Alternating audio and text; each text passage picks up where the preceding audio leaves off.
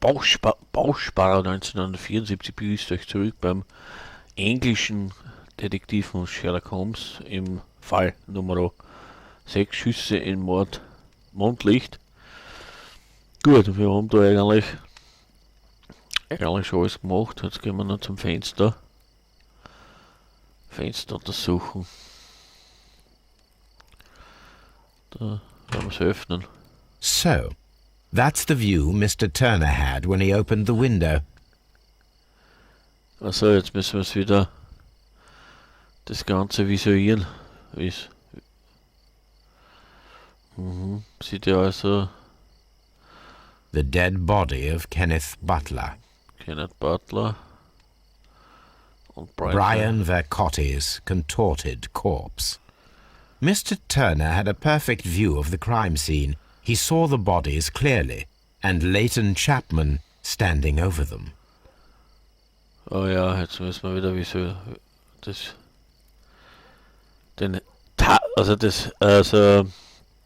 mit der Mr. Turner da visualisieren.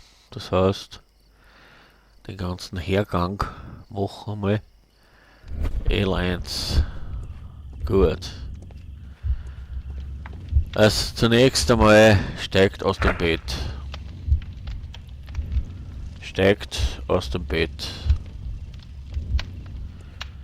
Ja. Öffnet das Fenster.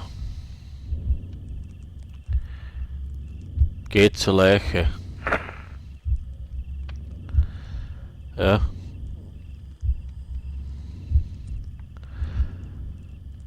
Dann mal. Geht zur Leiche.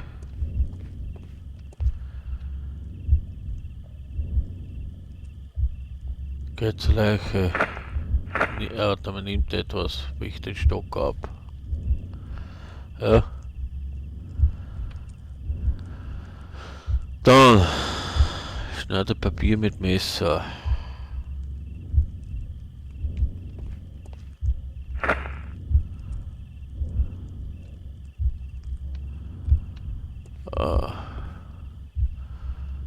Legt den Stock ab, wirft den Messer. Haben wir jetzt alles. Ja, schauen wir es uns einmal an, was richtig ist. Sequenz auswählen.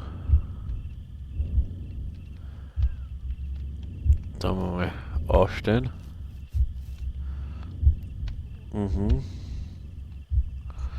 Ausstellen.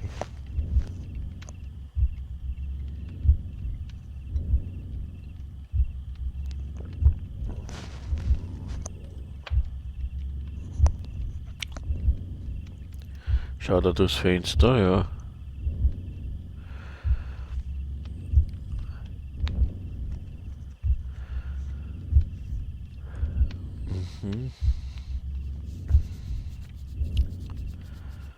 Geht einmal ja runter, ja.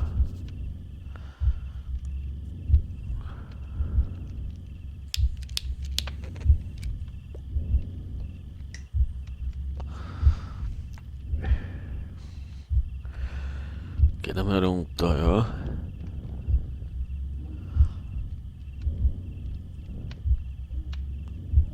Ja, der hinkt sowieso schon an. Der hinkt schon an.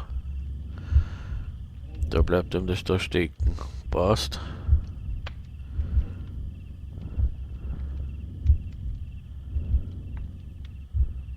Ah, scheiße. Okay, könnte sein, dass ich da jetzt einen Fehler gemacht habe, aber ist wurscht, sehen wir dann nicht gleich. Naja.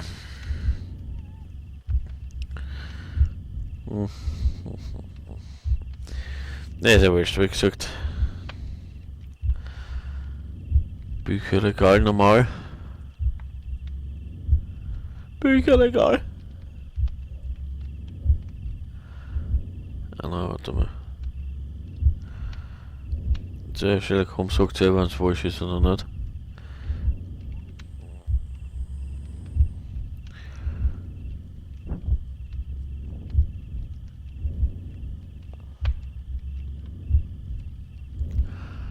Bücherregal.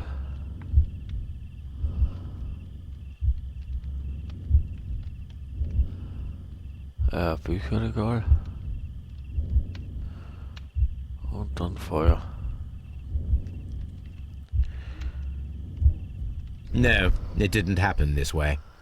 Ja, das habe ich gemeint.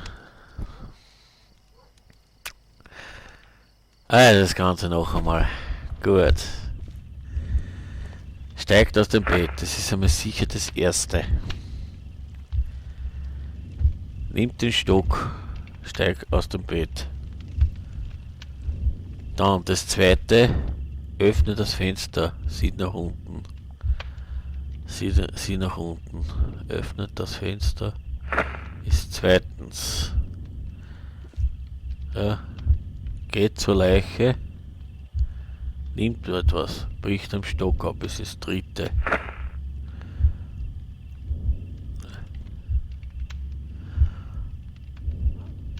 Gut. Bricht den Stock ab. Ja. Legt einen kaputten Stock ab, nimmt etwas. Das ist das vierte. Fünfte. Schneidet Papier mit Messer, ist fünfte. Und wirft etwas ins Wasser, ist sechste.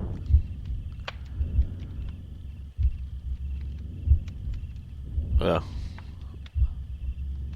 L2 Sequenz anschauen. Das Ganze noch einmal. De de de de de de de de. Di da da. Di da da di dum di.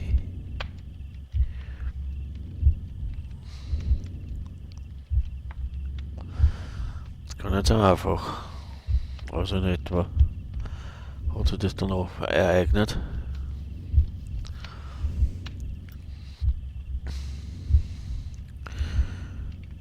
Der kann unmöglich der Mörder sein. Also der kann es unmöglich sein.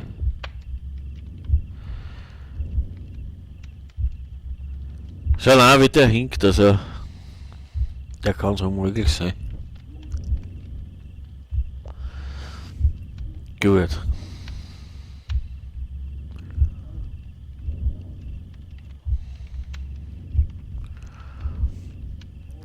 Da bei den Leichen, ja.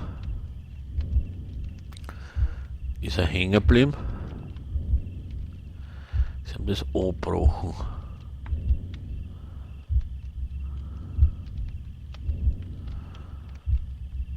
Angebrochen, ja. Ist er wieder raufgegangen. Normal. Entschuldigung.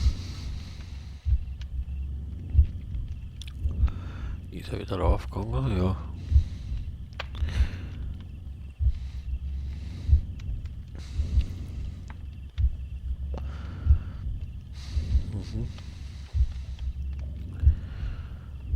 Das hat er da irgendwas am Bücherregal genommen, ja. Bücherregal, ja.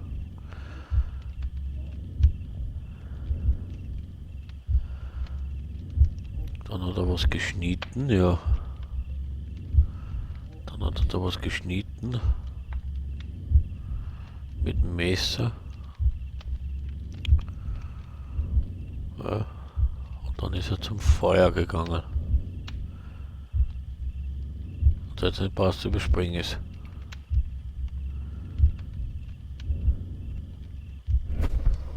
Jo. So Mr. Turner used a book to hide an object that he found on Kenneth Butler's body. The question is, what did he find? Jo. Jetzt hat's gestimmt. Jetzt hat's passt. Irans Bücher. Fettiger. I can see prints from greasy Look. fingers upon the cover of this book. Let us take a closer look.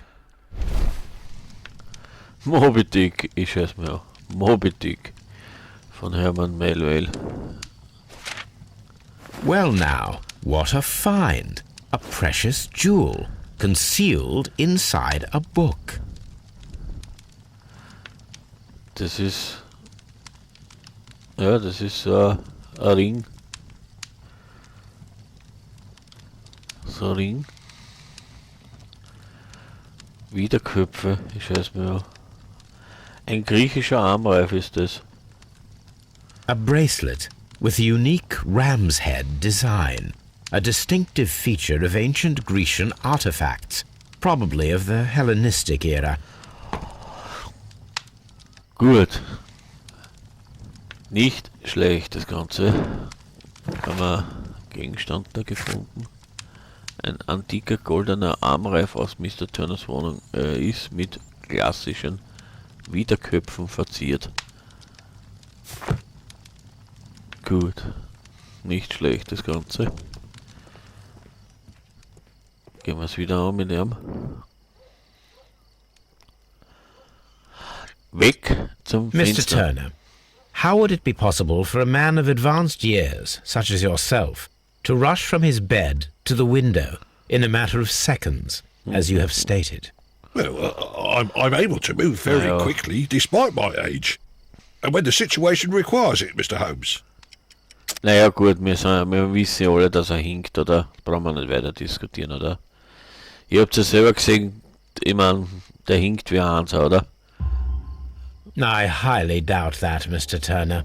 I observe that you suffer a severe limp due to your injured right leg. It would have taken at least 10 seconds for you to approach the window. That means you could have easily missed something or someone in Half Moon Street during that time. You're right, Mr. Holmes. I could have missed something. But it did seem to me that everything happened so quickly. Oh, time can pull tricks on you. Die ganze Wahrheit. And what of everything else that you told us? Mr. Turner, it is vital that we have your complete and true statement. Mr. Holmes, I do assure you that the other things I said were most sincere. Naja.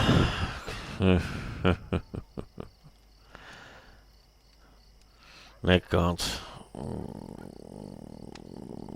Nicht ganz. Wir haben ja den antiken Armreif gefunden, oder? Ein Armreif, oder? Mr. Turner, you were not sincere with me. Not then and not now. But Mr. Holmes... This, Mr. Turner, does not look like anything that a poor man might possess. It is worth more than the home that you live in. I can explain. No, merely correct me if I am wrong. You saw Leighton Chapman through the window, but you also noticed a glittering object on the ground, this precious jewel. You walked down and took the bracelet from the body of Kenneth Butler, and when you heard the whistles, you hurried away. That broke your walking stick. It caught fast between the cobbles. Constable Marrow was unable to see you in the window, as you were climbing up the stairs on your way back to your flat. Upon returning home, you hid the precious jewel inside a book. Mr. Holmes, please don't send me to prison. I didn't do anything bad. I'm just a poor man. When I chanced upon the bracelet, I saw it as an opportunity to make a little money. I was desperate. I only took the bracelet, that's all, I swear. You made a mistake by lying to me. But you are not a criminal. I believe that. Although I must return this bracelet to its rightful owner. Okay. Ist den armen Mann den Armen reifen lassen. Ich meine, die Korrektheit von diesem Sherlock Holmes ist ja gewaltig. Oh, Sherlock. Bitte. Kein Sau vermisst. Sammeln Sie Informationen über den Antiken und finden Sie heraus, wieso in der Hafenmusik aufgetaucht ist. Das drauf wieder. Das ist, der arme Mann heißt ihm das lassen. Ich meine, der ist eh kein Mörder nicht. Ich meine, schaut er die Bude mal da an. Ich meine, hoch zu. Die Korrektheit von Herrn Sherlock Holmes ist schon manchmal gewaltig. Also den Armreif hat keine Sau vom, aber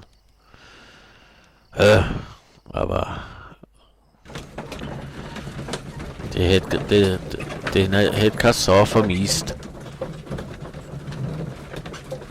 Aber Ja, es ist halt leider Gottes Sherlock Holmes. Sherlock Holmes ist Sherlock Holmes. Auch gerade der Michel, wie es im Buch steht. Gut, aber da mal sich zuwenden, der Forschungsberichte eher nicht. Zeitung, glaube später. Da werden wir damals so die Enzyklopädien nach dem Armreif suchen. Da werden wir Kunst und Architektur, liegt ganz gut auf der Hand. Ich glaube, da war es das britische Museum. Das britische Museum war es da, glaube ich. Das britische Museum, glaube ich, war es da. Kunst und Architektur war es auf jeden Fall.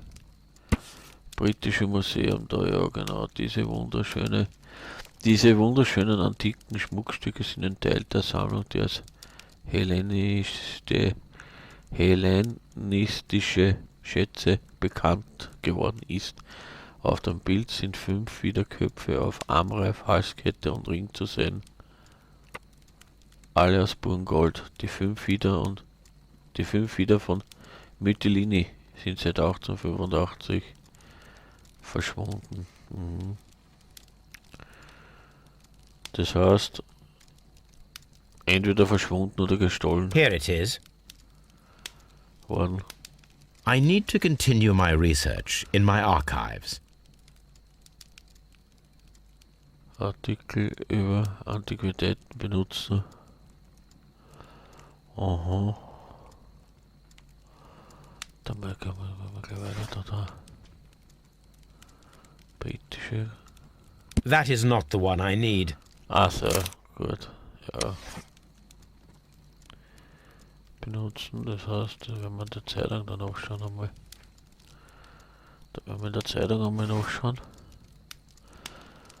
1885 hat er gesagt, gell? Und die hellenistische Schätze gestohlen. Ein heimtückischer Diebstahl. Gestern Abend wurden die so genannten hellenistischen Schätze gestohlen, als sie gerade in einer Kutsche vom britischen Museum zur Glasfurt-Ausstellung der feinen Künste transportiert wurden. Kenneth Butler, der Inhaber eines Pfandhauses, meldete sich bei Scotland Yard und gab an, dass ein Mann versucht habe, in seinem Pfandhaus in Church Street eine Sammlung historischer Kunstwerke zu verkaufen. Danach gelang es der Polizei, den beschriebenen Mann zu verhaften, einen professionellen Dieb namens Vincent Foley, der gerade dabei war, London über den Hafen zu verlassen. Er wurde von Fahrer der Kutsche identifiziert, in der die hellenistischen Schätze transportiert worden waren. Vincent Foley weigerte sich, Angaben über den Verbleib des restlichen Diebes gut zu machen. Kurz darauf wurde er ins Gefängnis gebracht. Die gestohlenen Kunstschätze sind weiterhin verschwunden. Here it is. One of the victims, Kenneth Butler, was involved in the story of the stolen Hellenistic treasures. A visit to his pawn shop should tell me more. Aha. Ein neuer Ort ist drauf getaucht. Oh, das war ein bisschen schnell duckt, sorry. Was haben wir da? Vincent Foley hat vor 10 Jahren die hellenistischen Schätze gestohlen. Wurde dafür eingesperrt. Die Schätze sind ja doch bis heute verschwunden. Teile das sind, okay. Was haben wir da? Also das sind die Zählen da, genau. Das heißt, wir können da ins Pfandhaus reisen.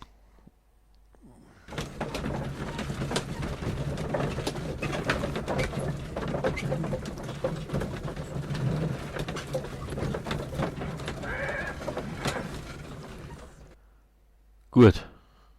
Aber das machen wir im nächsten Video. Das machen wir dann im nächsten Video. Okay, Bausparer 1974 wünscht euch einen schönen Tag und bis zum nächsten Mal. Bausparer 1974, Bussi aufs Bauchi und bleibt sauer. Gut, tschüssi, Baba.